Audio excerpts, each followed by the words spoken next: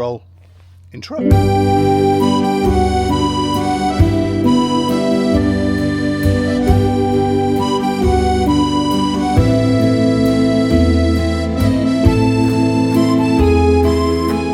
Bonjour les poules, vous avez faim? D'accord. Bon appétit mes poules. Good morning. From Department 16, the Charente, the northernmost tip of the southwest of France. Oof. It's a cold one today. The kitchen was 10 degrees. The lounge was 11 degrees. So that kerosene heater that we've just got back was an absolute godsend. The video that I posted yesterday was an absolute smash hit. Not in terms of numbers, but in terms of comments and support. And I say it's a smash hit because gained 2 subscribers and lost 3. I was expecting to lose more. Yeah, so the chop and chat is definitely going to be a regular feature, especially obviously not when I don't need the wood. Kenneth Williams.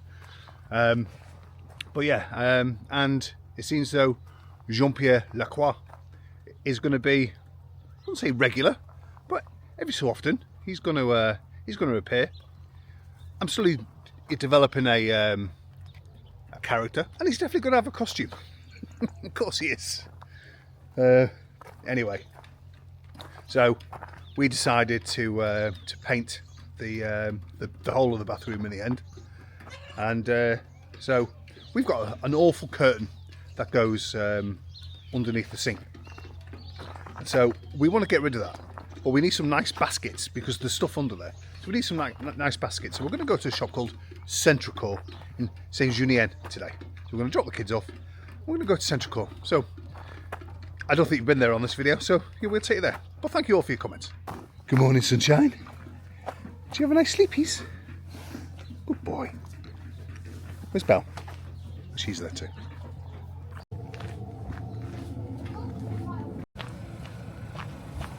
People?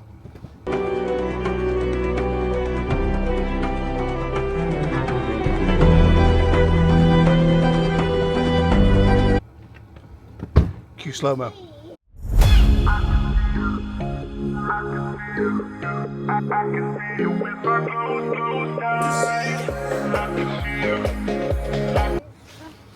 What, Eva? You can see the moon. It's very, very cold.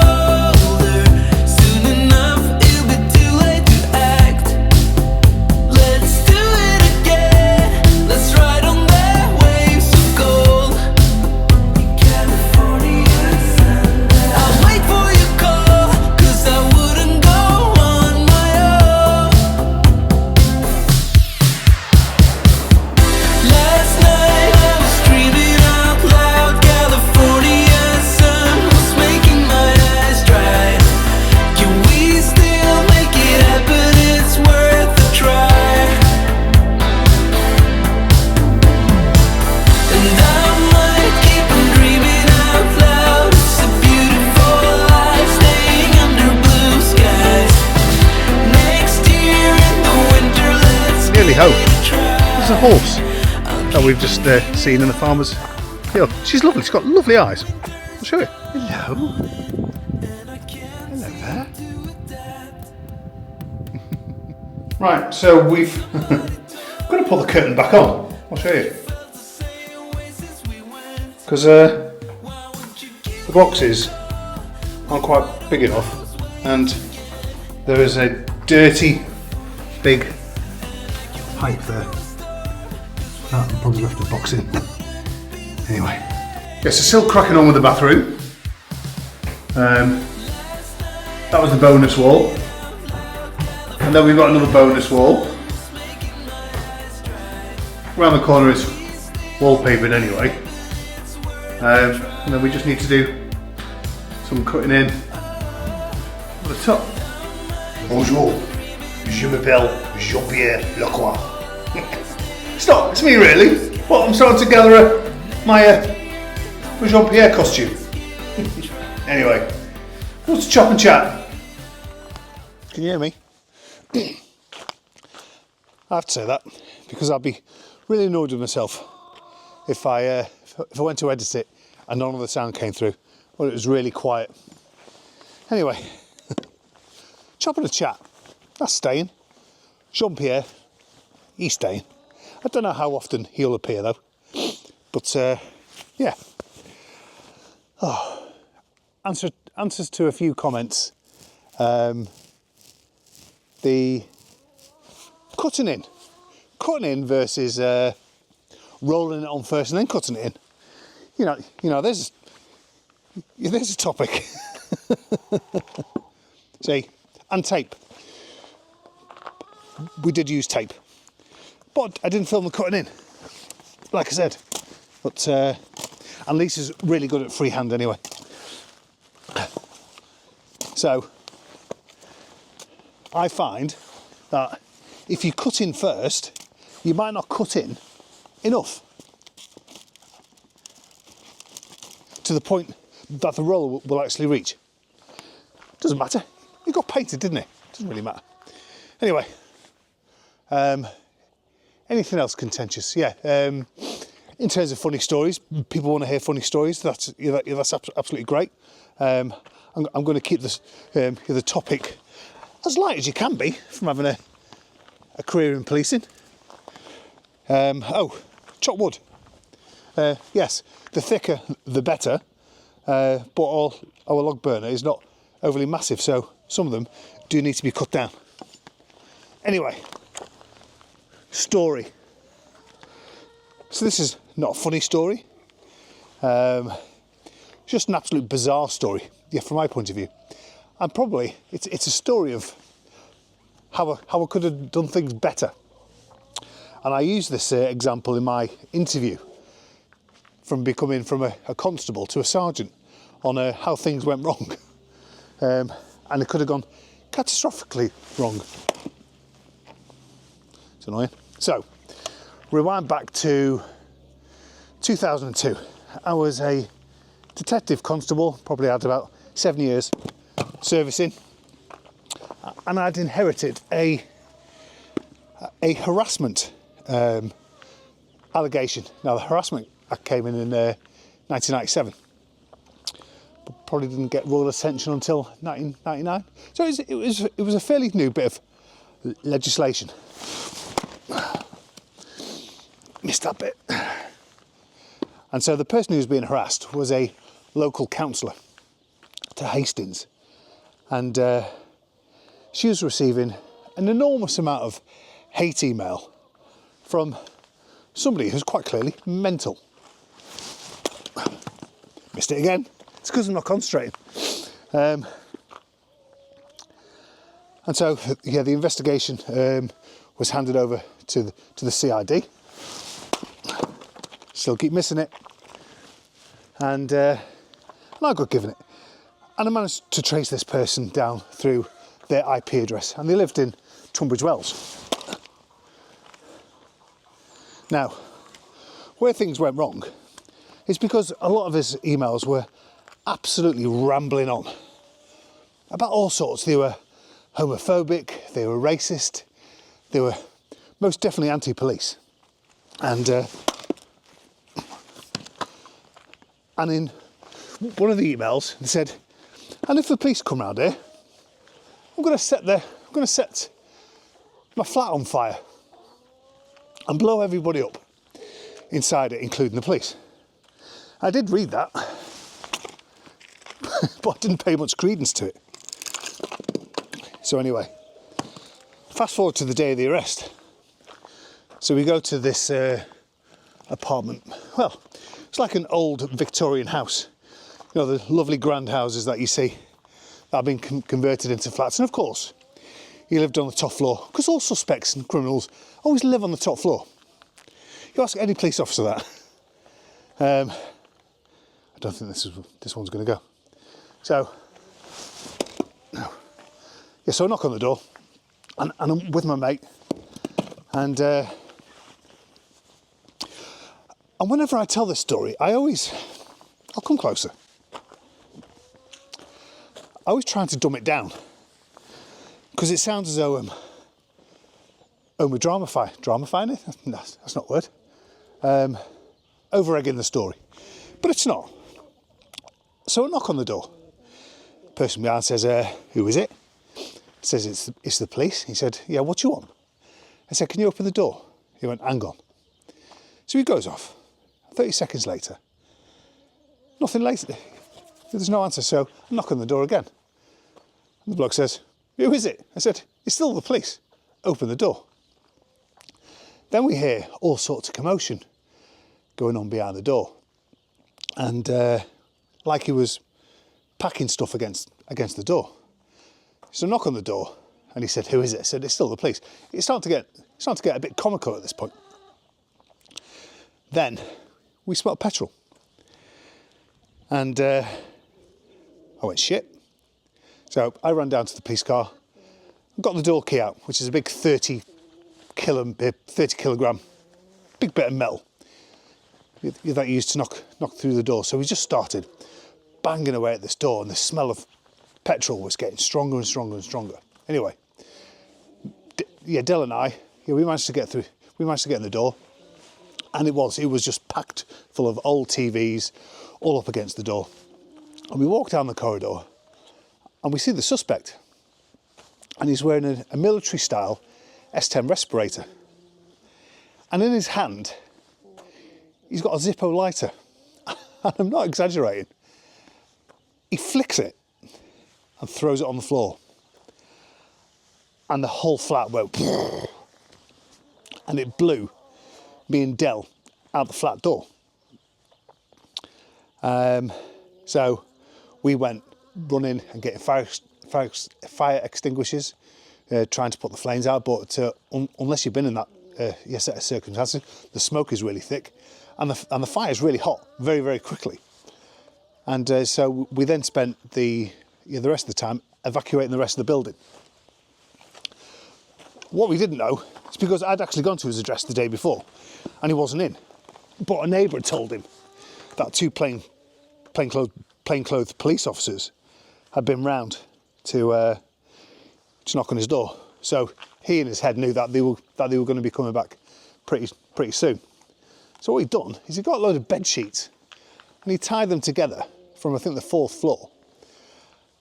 Tied them to a radiator, and he abseiled down from the actual from his actual flat. So you can imagine the scene. He's wearing a military-style S10 respirator, and he's abseiling out some bloody bedclothes. So I then had to take full responsibility and saying, I didn't risk assess that properly. Because I should have not ignored the fact that he said he was going to do it. And he delivered on his promise. So, yeah. And tomorrow, I'll tell you a story about in the army and how we used to play practical jokes to each other. So, thanks for listening. Whatever next is, it's probably later. Let's do that. Right, let's get this on.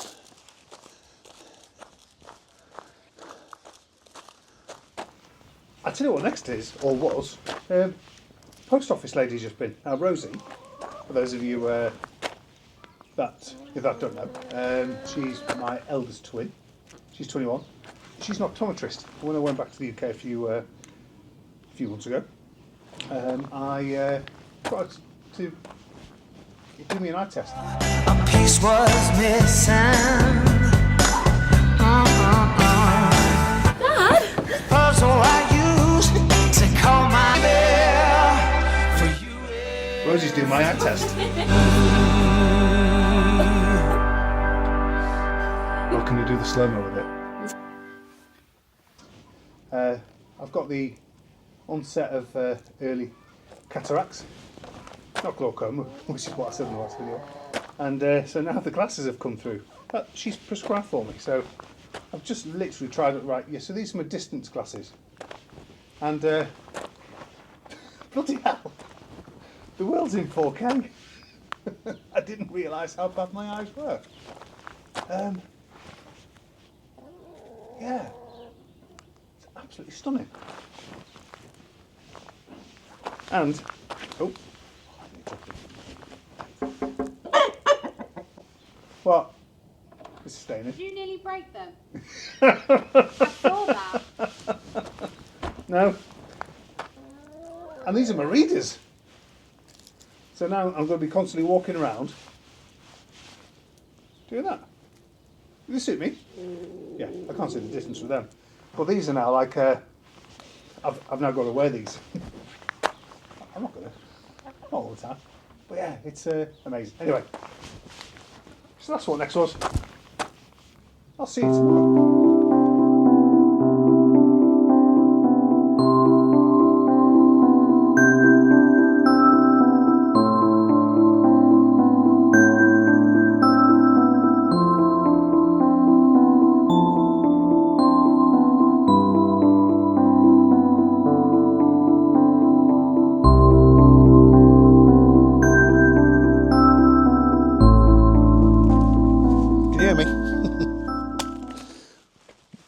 Good afternoon.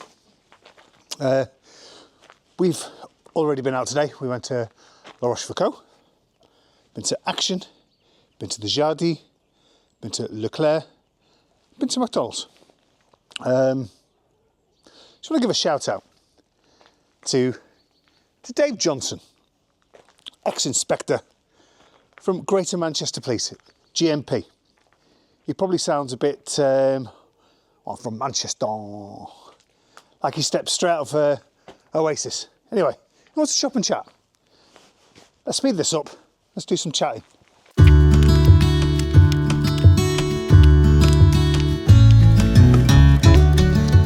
Right, so before I tell you the story, please don't judge me on the man that I am now for the man that I was back when I was 20. I'm not the same.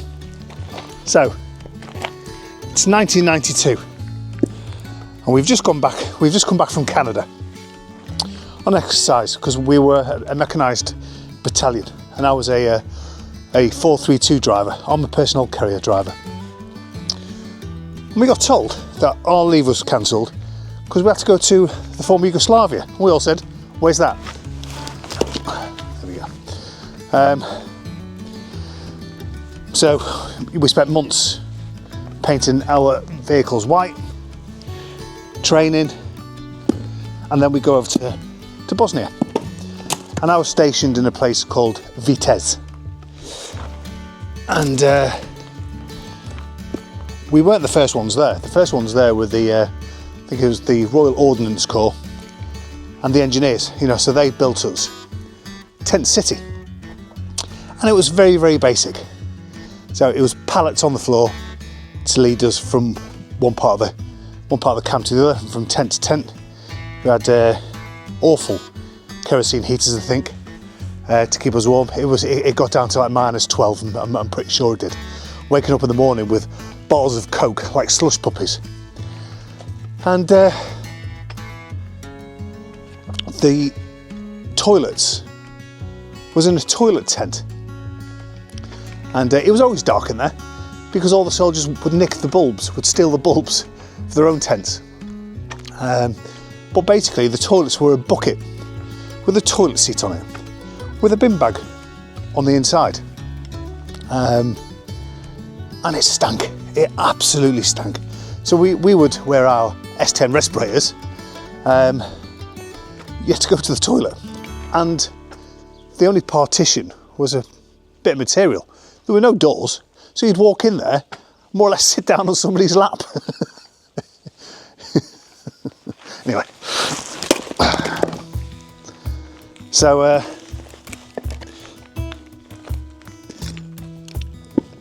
cookhouse, the place where we ate, was also a tent, and the catering crew did an amazing job actually.